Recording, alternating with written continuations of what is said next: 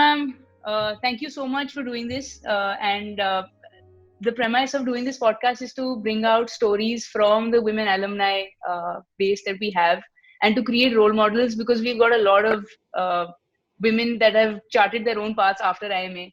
And for people like me who are very recent graduates, and for the batch that is on campus as well, it's really great to hear from these stories and how life can actually look once you graduate from IIMA. Hi, So Karima. I'm so glad that I'm here and happy to share any inputs, learnings that can help others, and really glad to be doing this. Thank you, ma'am. So, I'm just a little bit about you, so that everybody who's watching also understands. Your background is not technically finance and VC, right? I think you did PGP ABM when you were on campus, and then from there straight you shifted to InfoEdge, where you were handling corporate strategy first, and then you moved on to the VC part entirely.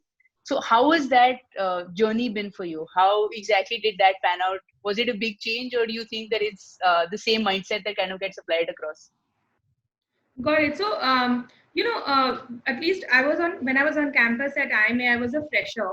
And for my undergrads, I had done business management under Bangalore University, where the specialization was finance. But, irrespective of what I did at the undergrad level, I think what IIMA does really well is expose us to a wide variety of subjects. And it also brings us in association with a lot of people who have worked in various fields before they come to IIMA. So, just through these interactions, you kind of form a view of the world, especially, if you've entered as a fresher or with just 1 or 2 years of work experience like I did. I think a lot of exploration happens on campus, right?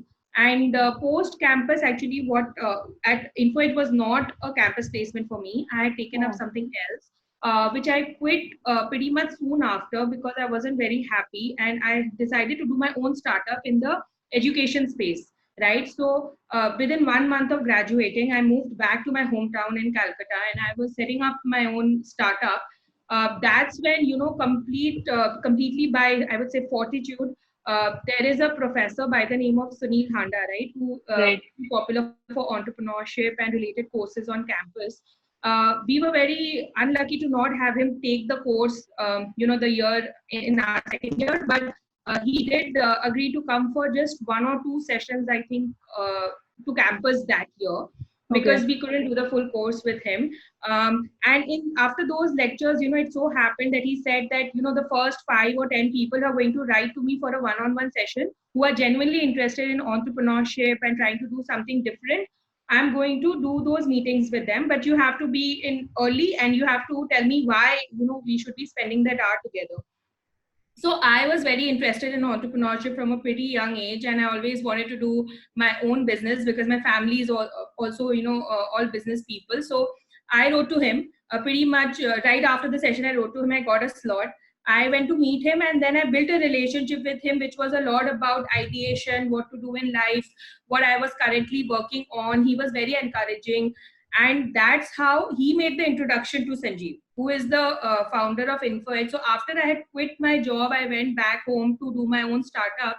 One day, I get a call from Sunil Handa sir out of the blue, and he tells me that, Sanjeev Bichchandani, a friend of mine who I've known for a while, he had come to Ahmedabad, and I gave him your resume. I don't know if he has an opening. I don't know what he's doing right now at InfoEdge, but you should try and get an apprenticeship under him.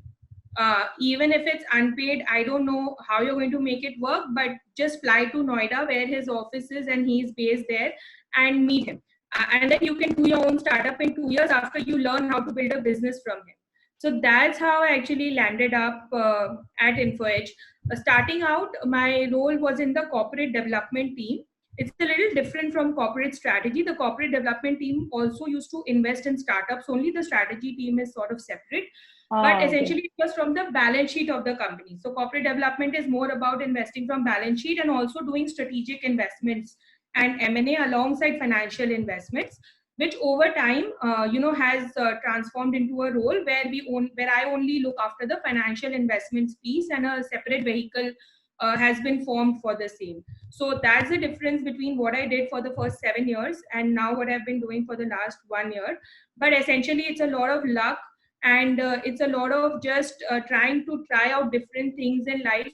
And I would say, and a lot of course, your mentors, right? You never know who makes a call for you. You never know who wants to help you out at any point. But I think everything needs to come together, really. Yeah, I mean, you're very. Uh, I'm saying you're saying that it's all about luck, but I think that it was a lot about the kind of ambition you were showing and the kind of outreach you were making to, whether it's with Professor Handa or flying out to Noida to meet Mr. Sanjeev Chandani as well. But I think it's a lot to do with the attitude to succeed as well. I think that's a big takeaway from me, at least hearing about your story.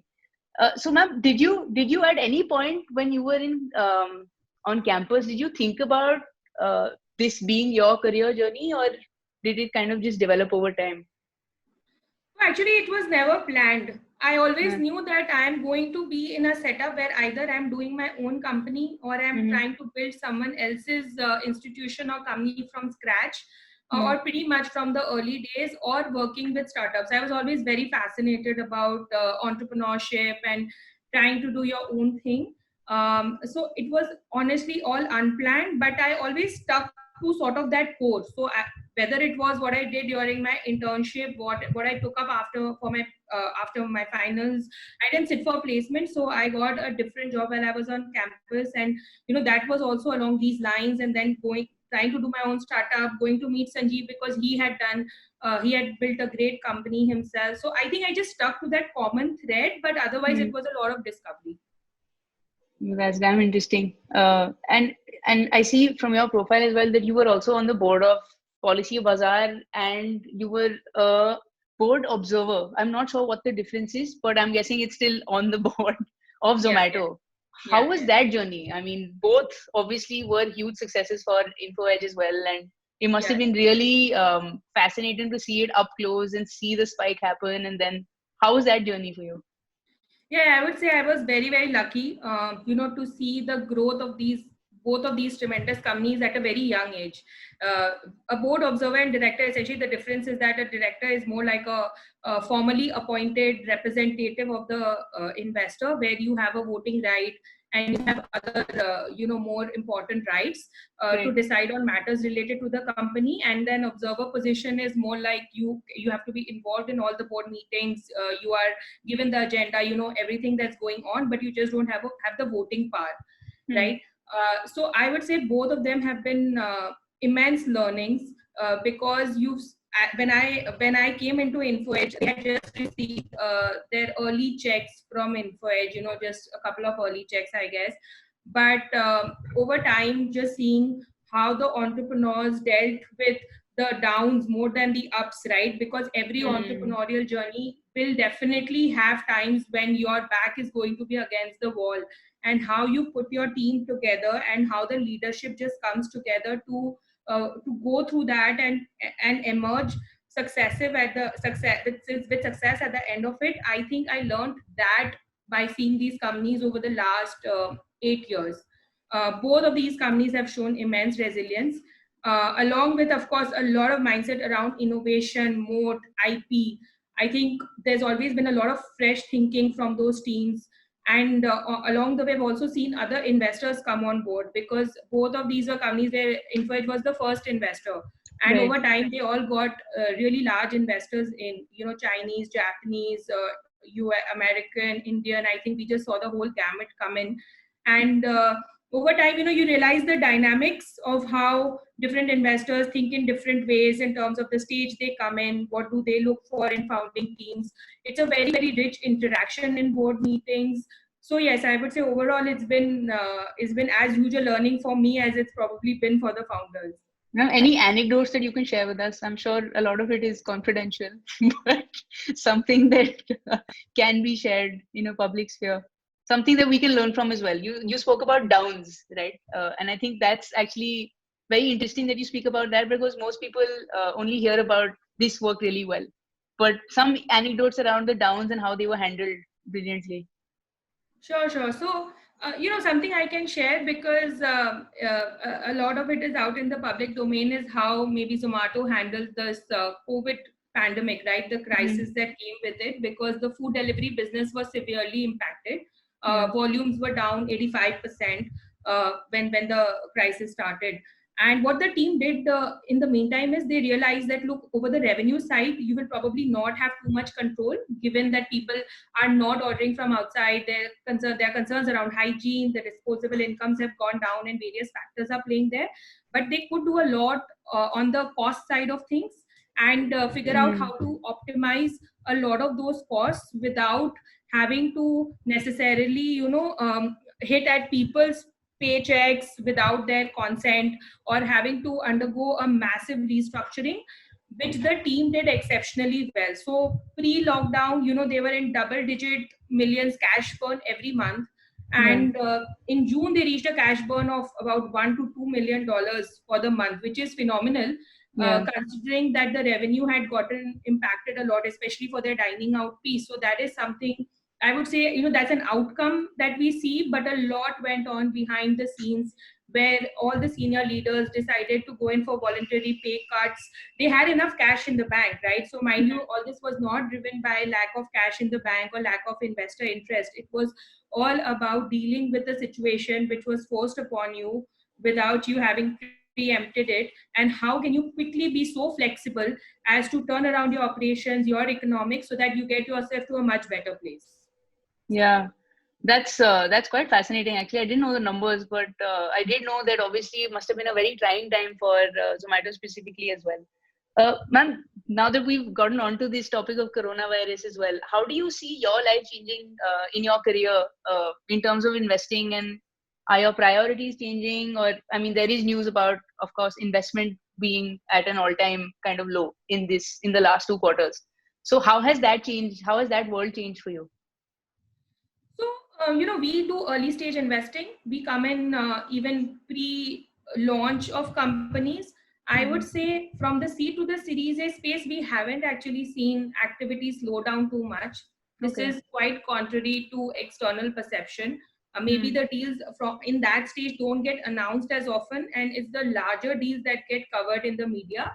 So Series B and beyond, I would say, of course, the volume of deals has gone down, because it's just tougher for investors to make such a big call about deploying $10 million, $20 million over a Zoom call, right? Without Right. primary research, field visits, meeting the team multiple times. It's just a tougher, process for them, I would say. Though Mm-hmm. people are sitting on a lot of horsepower and firepower in terms of having money left in their funds. Mm. But at the early stage, we haven't seen things slow down too much. At InFedge also, we've been very active in terms of closing term sheets. It's been quite surprising how much confidence founding teams can build over a Zoom call as well. And you are able to hopefully assess these businesses as well as we did pre the pandemic. We'll only get to know about outcomes later on. Mm. But yes, I think in terms of speed and pace, volume, etc., in early stage, we haven't seen that much of a dip. I'm sure that's a sigh of relief for early stage kind of startups that are watching, me included. But that's about the disruption that's happened, and the fact that you kind of panned out your career, and you're saying that it's not as planned as it would seem, right? When you see profiles come out in the media, you hear about, oh, I always wanted to become this, and that's how I planned my life and kind of ended up where I am. So if you were to define three inflection points in your life, right? Starting from maybe when you were in school and you started thinking about what you want to do up till this point. What were those three inflection points uh, that made you reach where you are? Sure. Uh, for in no particular order. Mm. First one was definitely when I decided to quit my job 1 month out of IIMA, and I Mm. went back home to Calcutta to do my own startup. Mm. Um, it wasn't necessarily a very easy time, because my parents were wondering what am I up to, and what I'd is. just like to pause there because I feel like that has definitely got a lot to do with a lot of people not taking that first step. But yeah, go on. Yeah. Sorry. So, yeah, like you would imagine, given that you're doing your own startup now, especially that. So I quietly quit and I quietly went back without telling anyone. And, it was just at very short notice. I said that, look, this is not for me, and I need to figure out what I want to do in life. So I would say that was an inflection point. That incident, along with the fact that, of course, I got the call from Professor Handa, which changed my life. I would say I always tell him that, uh, unknown to you, you have changed my life, right? And with that one phone call, but I think it all comes together. So when you take a decision, it's a hard decision, but you need to have faith. Like they say, you just cannot connect the dots looking back. You have to, looking forward, you have to connect them looking back after a few years. I would say that is one inflection point. Mm, The second inflection point, I would say, is sort of continuous with this, is the fact that, when I met Sanjeev, I was a mm, fresher and I didn't know anything. mm, He agreed to take me on in that first meeting, and over time I have seen him back founders and work with people in a very similar manner. um, he took a bet on me. I always tell him, you took a bet on me when pretty much I had nothing to show, right? And you had so many people who could kill to work with you, uh, but you just did it. And of course, after that there was a lot of commitment to sort of make sure that his trust and his faith was validated. But it mm. was post facto, right? Yeah. And that's how I've seen, the first check from InfoEdge went to Policy Bazaar at a deck level. It was Mm, we backed Zomato when they were hardly at 50,000 revenues, right? So mm, this is another inflection point, I would say, where not only was it a game changer for me, it defined how I today work with people. And when I also go out for recruiting for my team, I essentially tell people that no investing experience is required. Just come with mm. an open mind and we are going to have a conversation. So all the Right. recruits in the team also pretty much have been like that. And the early stage investments, that I've led over time, it has really formed my view that you have to take a bet Mm, on people and you have to work closely with them over time. So I would say that was a second inflection point, which is going to stay lifelong with me in how I probably operate with other people. And the third one I would say is right after my class 12, when I stepped out of Calcutta to go to Bangalore to do my undergrads. Because till then, no one in my family for three generations had stepped out of Calcutta to study anywhere outside. And my family was not supportive at all. It was a joint family. And mm, I was the sixth kid out of seven kids in the joint family. And five more before me had a certain path, and then I was yeah. really adamant that I'm not going to study in Calcutta. No matter what, I want to go out, I want to get some exposure to the world, and I have friends who are going out. It was a very long journey, it wasn't an easy one. So I actually ended up leaving Calcutta in September of that year, after all pretty much all college admissions were closed. Went to Oh. Bangalore with nothing. So it was a tough one, but I think that was definitely a big inflection point. Wow, ma'am, that's, I mean, everybody talks about how parents don't agree and you have to convince them, but the fact that you actually stuck it out and fought at that age, I think that's just, it's kind of like a premonition for what's about to come. So that's, I think that's a great learning as well, that you have to want it bad enough to keep pushing for it, no matter what it is that you want, whether it's going outside to get exposure Yeah. or wanting to craft your career path a certain way. I think that's something that definitely is something that stands out in your story. Uh, I think perseverance helps. If you see, I've yeah. been with the same organization for 8 years, right?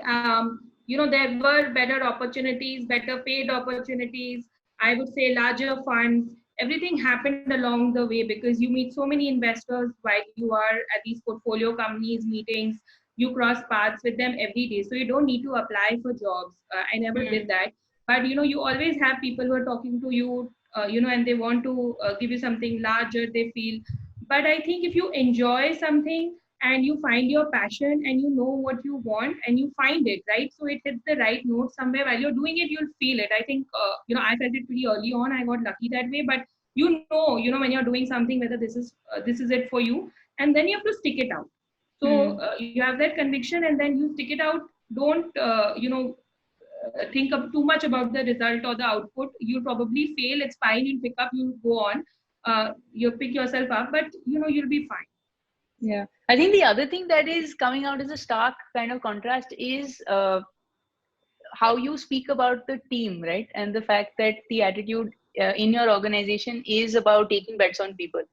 And what comes across is that it's not really that it's an organization which is set rules where people come in, people go out, that you're performing certain tasks, but the kind of leap of it's kind of like taking a leap of faith that we believe that you will do what we are getting you on board for. And I think a lot of times it probably ends up being a self-fulfilling prophecy as well, because you feel that that support actually pushes you to do more than maybe you would have even imagined yourself. Is that something that you see happen in your team as well, now that I'm sure you have a big team now to manage yourself as well? Yeah, so we are a six-member, full-time six-member team, of course, supported by Sanjeev, but so four people under me. I would say that, you're very right. I think when you put faith in people and you show them that you trust them, we are very surprised by the kind of results we see. For Mm. example, while I'm doing this podcast with you, actually have no clue what the other four are doing, right? Because they are left to manage their own day. They manage their own schedules. They meet entrepreneurs. They work with portfolio companies. They all coordinate amongst themselves, and things only come to me, when they have to come to me, right? Right. So over time, you are being groomed as leaders from the beginning itself, because it makes a huge difference. Mm. It requires some handholding in the beginning. They'll make some mistakes. They'll overlook some things, but it's not intentional. I think that's very important, that the attitude needs to be right. You need to be working with integrity. There Mm. needs to be commitment to the firm, to the organization, to your people around you. You treat people right and you treat your founders right. After that, I think everything can be learned. It's not rocket science. That's refreshing to hear. Ma'am, going back to IMA and how it would have been another step for you once you finish your undergrad at Bangalore, and you immediately then went in for your MBA, right? So how was that journey for you, the 2 years on campus? What do you remember the most? How do you think it's kind of impacted your life after that? So one of the things I remember the most is running from the old campus to the new campus to submit back assignments. Right, that I'll never forget. I think that's a constant for everyone. Yeah, I think that one I'll never forget. Apart from that, what stood out. I took Professor Abhinandan Jain's, marketing class in my second year. He used to take consumer-based business strategies. I love that class, that whole course. I'll never forget it. It was an amazing learning experience that will always stand out for me. In terms of how much I enjoyed it, that's when I realized that it's going to be great to have a business of my own and figure out these issues, or go into a business where I'm asked to figure out some of these issues, right? That was great. Overall, it was good interacting. I think the case study method, it's spoken about a lot, but I think it Yeah. deserves that kind of mention. Just all the interaction you have with other people in the class who have worked at various companies, different kinds of backgrounds at the undergrad level, have different life experiences, right? Everyone comes from different kinds of background, and thinking process is just so enriching. Mm. And overall, I think it makes you very humble also, because Mm. before you come to IMA, I think a lot of times it happens that people around you just say that, okay, you made it there, it's so great. But once you come there, you realize there are so many more people who have achieved way more than you have, who are smarter than you are, who just know so many more things, right? I used to struggle with programming in year one, and there were people who would just do it so fast, and they'd be so good at it that it just humbles you a lot. And it's a good reminder. Throughout life, you should remember that there are always people who know so much more than you, and who are people you should be learning from. So the learning journey never stops. Mm. Overall, that's what broadly stands out. Really, I mean, no one interaction stands out, but yes, Professor Abhinandan Jain definitely stands out for me. That was the most enjoyable course I did in 2 years, probably. And Professor Handa, of Yes, and course. Professor Handa for sure. I think he changed my life. That is an outcome which wasn't expected, and I think all those people who are mentored by him and who can get him as a coach, I think it's amazing. You should just count your blessings. This is I'm going to send him this video once it's done as well, so that he knows there are people vouching for his classes. We uh, couldn't do the classes, right? I mean, imagine how close I was to not being associated with him. He yeah. agreed to come for a couple of guest sessions. That's it, because he didn't take the course that year. And Mm. so again, like I say, luck plays a huge factor in everything we do, I think. Ma'am, there's this other question that we're trying to do in this podcast, which is because it's the women SIG, and we also want to focus on the fact that there are women who are going through these journeys, right? Did you at any point in time feel that there was a different experience that you had from maybe a male counterpart, or how was your journey when you put a gender lens on top of this entire experience? So I would say, my journey. Let me be a little. I'll be a little more detailed on this answer, because this Yeah. is a question that comes up a lot in my field. Mm. In the investing field, you do not have too many women in leadership positions and in Mm. senior positions across firms, whether it is VCP, across the whole range, right? Public market funds, and this comes up a lot. My experience has been different, and the reason it's been different is because of the managers that I had, right, and the boss that I had, is what I understand. Mm. I was one of the first, recruits, and it so happened that Sanjeev had run a large organization which had a good representation of women in many departments, and so it wasn't a very typical experience versus joining maybe a VC firm or a PE firm where there were only males in the senior team and had always been like that, right? Right. So I would say my experience is not representative, because Sanjeev was always very encouraging from day one, and he always said that you have to be expressive in the right manner. You have to put your voice across when it's really required. And the rules were never different. The treatment was never different, just in the whole organization as well. I think Hitesh, the CEO, and others also, everyone Mm. has that ethos there. But I think on a broader level, yes, there are probably certain truths to the fact that this whole gender difference makes a difference, whether it's Mm. in selection, whether it's in your career path. So my friends across funds now, of course, over time we build these relations, and Yeah. they talk a lot about things like, let's say, something as simple as a maternity leave, right? So it's a natural consequence of things, the way life plays out. But a lot of these women do face disadvantages when they take a break and they want to come back, or they are not Mm. able to commit and devote as much time to the work, while they are on maternity leave. Essentially, a leave is supposed to be a leave, but it never is in the investing industry, I think, because you're working with founders who are working all the time. But Yeah. essentially, that you are judged by a lot of those things, in terms of you're going to get married, if you're going to change cities, people just preempt this when you're trying to interview, because there are so many other males who are also vying for the same position.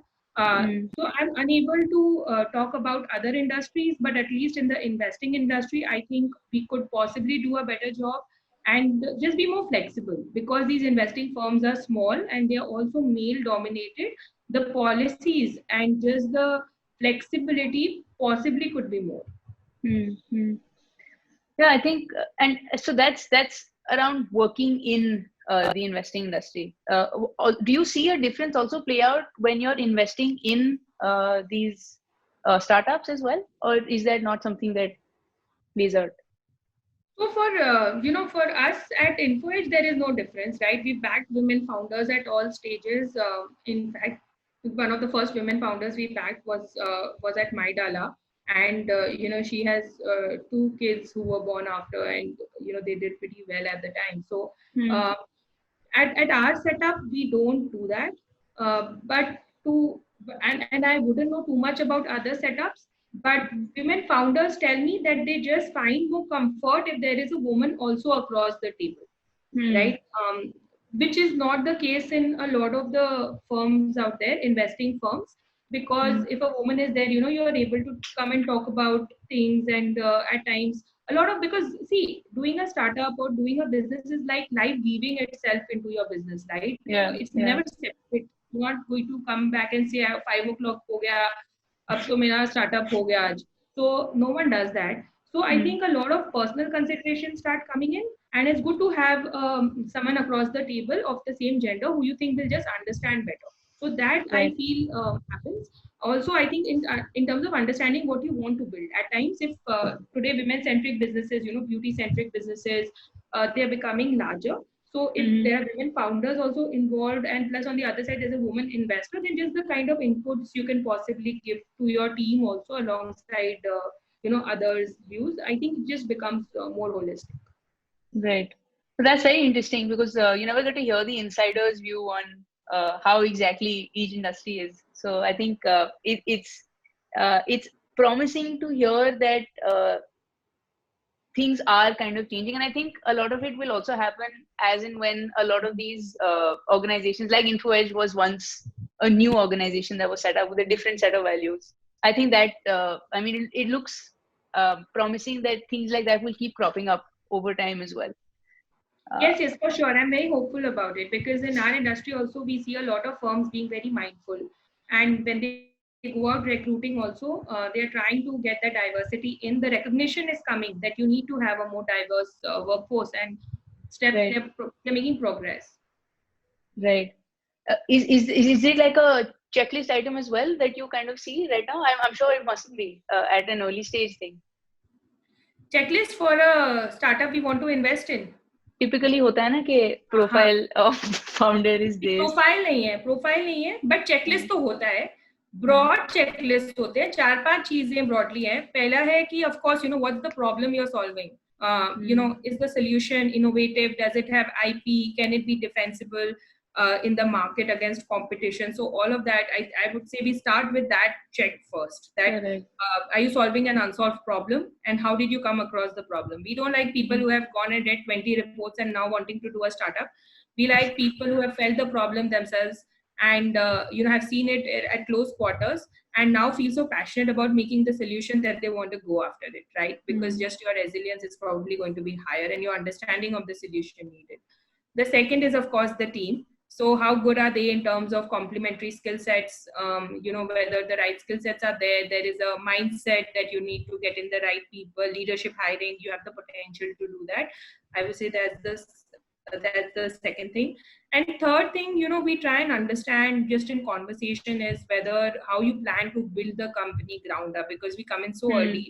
So what is your ethos? Do you think you should be frugal, or do you think in the beginning itself you'd like to invest a lot in terms of marketing, etc.? Now different businesses require different things, but a Hmm. lot of these things help us understand how the entrepreneur thinks, and essentially through conversations, multiple conversations, we try and see if there's a DNA match, because Hmm. different firms prefer different types of founders in their portfolio, and it's important to have a DNA match. Right. Cool. I think this is becoming more of an investing conversation, so I think we should pause it. But ma'am, one last parting message that you want to give to the batch that's on campus right now. Things that they should remember while they're on campus. So I would just say that they should be approach the whole experience with an open mind and Hmm. explore everything that you want to. If you like marketing, take up a few courses. You're not interested, you're not sure, take up some in entrepreneurship, finance. Be as experimental as possible right now, and give it your commitment and time while being experimental as well, because this is the best time to discover what probably hits the right note with you. And post that, have the courage. It's always important to have the courage to really follow your heart. Hmm. At times, the mind gets really swayed by things like pay, profile, title, firm, brand, but it's important to figure out what matters most to you. And if it doesn't feel like the right fit, even if you forego pay, brand, etc., it won't matter in the long run. It just won't matter. First few years are about discovering what you want to do. That's, I think, something that they should just get printed and hung on their rooms. I think it would be helpful advice for anybody who's going through that experience. So thank you so much, ma'am. Thank you for the time you've taken out. I think this will be a very interesting conversation for people to watch. And hopefully we'll be in touch through the SIG as well, and Yes, see for how we sure. can, yeah. Thanks, Garima. I think the questions were very interesting and I really enjoyed this. Thank you. Thank you. Thank you. Bye. Bye.